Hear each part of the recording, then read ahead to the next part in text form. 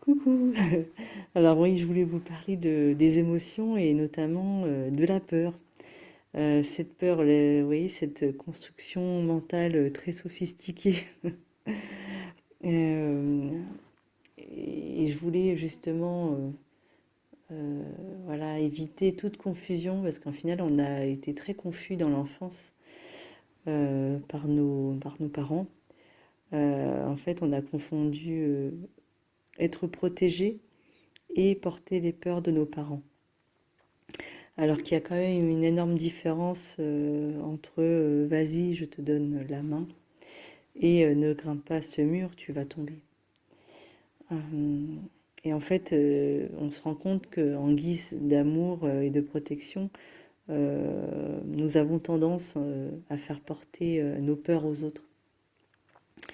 Alors que la peur doit être considérée comme un luxe, parce que lorsque le danger est vraiment présent, euh, on se rend compte qu'on a une capacité à y faire face. Quand c'est un danger qui est objectif, qui est rationnel, en final, c'est un peu une bonne copine. C'est la peur, pour moi, ça n'a pas lieu d'être vu comme quelque chose de mauvais, en fait. C'est ce qui nous permet de nous maintenir en vie. En fait, ce qu'il y a, c'est juste voilà, se poser la question de, lorsqu'il y a une peur qui arrive, savoir si c'est une peur qui est rationnelle ou irrationnelle. La peur irrationnelle, quand vous pouvez faire un petit tableau, mais je pense qu'il n'y a pas forcément besoin de faire un tableau et de l'écrire. Tout dépend, ça c'est tout à chacun, mais on peut aussi, dans notre tête, voilà, mettre les peurs rationnelles et irrationnelles d'un côté et s'occuper de ces peurs irrationnelles. C'est juste une projection mentale. Souvent, c'est un scénario qu'on se crée en fait. Euh, Et l'irrationnel, en fait, ça bouffe l'énergie, c'est ce qui fait faire du surplace aux gens.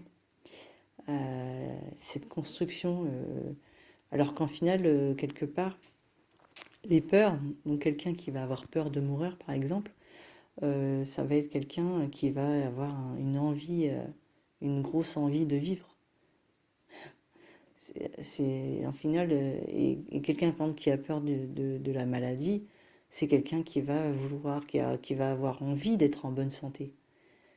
Donc pourquoi pas changer le scénario en final et plutôt voilà, se créer un scénario sur les envies, alors que de se projeter sur un scénario qui est pas du tout qui est pas objectif. Souvent, on a aussi des gens qui vont se dire, par exemple, ah bah là, si je suis en retard, mon patron va me virer, par exemple. Enfin, pour les gens qui sont salariés, c'est juste une projection.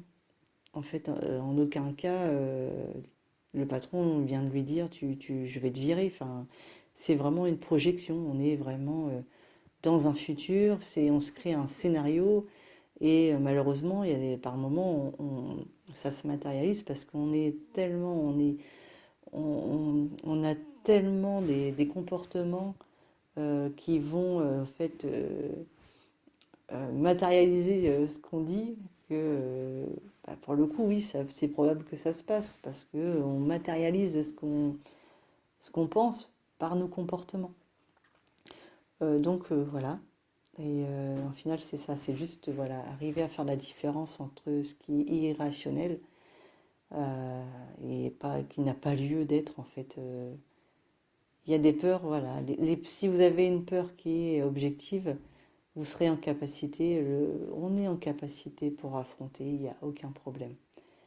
Euh, on fait tous preuve de sang-froid quand il y a une problématique et l'humain a de grandes capacités. Donc voilà, juste recaser cette peur et voilà, en faire plutôt une. Les émotions, ce ne sont pas à refouler, il faut les vivre, comprendre les messages qu'elles vous envoient en fait, et ne pas les refouler, surtout pas. Parce que voilà, elles font partie de notre quotidien et, et, elles, et elles ont beaucoup de réponses à nous apporter. C'est un peu le moteur. C'est un peu comme sur l'autoroute, si t'as pas de panneau, bah, tu vas être un petit peu embêté pour savoir peut-être où tu vas. C'est un peu la même chose pour les émotions. Elle nous guide un petit peu sur, voilà, sur ce qu'on peut faire et lorsqu'on communique avec elles en fait et qu'on les rejette pas, elles nous ouvrent beaucoup de portes. Donc voilà. Bah, je vous fais plein de gros bisous et je vous souhaite à tous un bon vendredi.